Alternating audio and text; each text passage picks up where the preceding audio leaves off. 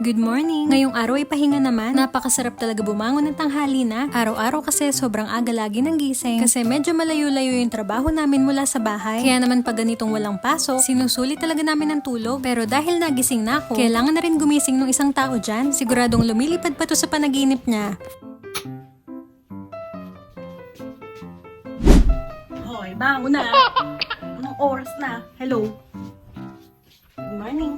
Awayin mo muna bago mo batiin ng good morning para maganda yung gising niya. At dahil kagigising nga lang nung nakatoka sa basura, ako na muna nag-ayos ng basura ngayon. Sa totoo lang medyo late na yung tapo namin, pero wala pa naman yung naghahakot ng basura, kaya naihabol ko pa tong amin. Ang schedule ng basura ngayon ay yung mga nabubulok at bukas pa yung mga plastic, cans at mga babasagin. Pero bago pa dumating ang bukas, inaayos ko na agad at sineseparate na para bukas ay diretso tapon na lang. Bilang foreigner dito sa Japan, talagang sinusunod namin yung schedule ng pagtatapon. Yung mga Hapon kasi sobrang rule follower talaga sila. Kaya naman sobrang linis talaga ng mga paligid dito. At hanggang ngayon ay sobra pa rin namin na-appreciate yun. At dahil nga gising na si Mark, ay nagsalang na rin siya ng mga labahin. Sa kanya din kasi nakatoka yun. Bale, marami talaga nakatoka sa kanya.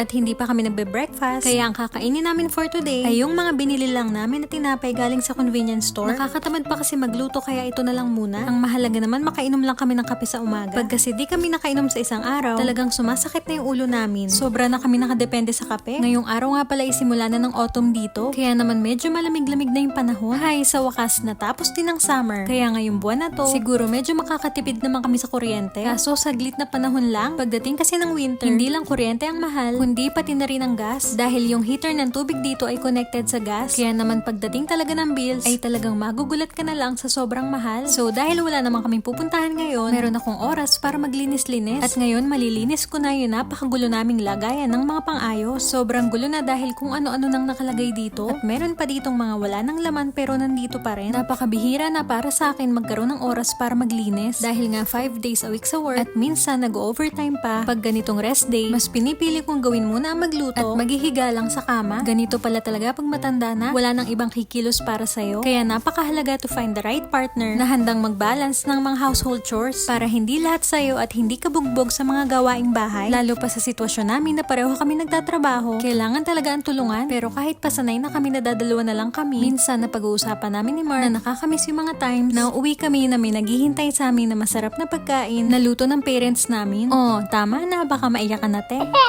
At dahil nga tinatamad na ako maglinis pa ng iba, ito na lang muna ngayon. Sa ibang araw na lang yung mga kwarto dahil maapektuhan yung oras ng pahinga ko. Bago nga pala mag-winter, ay napakarami pa rin namin dapat linisin. Especially yung mga damit panlamig. Hindi pwedeng hindi mo nalalabhan lahat dahil nga kasi ilang buwan hindi nagamit, mangangati kami. At sa wakas, natapos na rin ang paglilinis ko nito. Para naman sa lunch namin, nagkasundo kami ni Mark na magkaprame na lang. Tigisa lang kami nitong paborito ng bayan na seafood cup noodles. Matagal-tagal na rin ang huling kain namin ito. Kahit pa nga matagal na kami dito sa Japan, ito pa rin ang pinaka-paborito kong cup noodles dito. At siguradong pag-uwi namin ng Pinas, hindi pwedeng wala kaming dalang ilang box nito. At yun ay kailan kaya? So paano? Sa next video na lang ulit ha. Thank you for watching. Bye!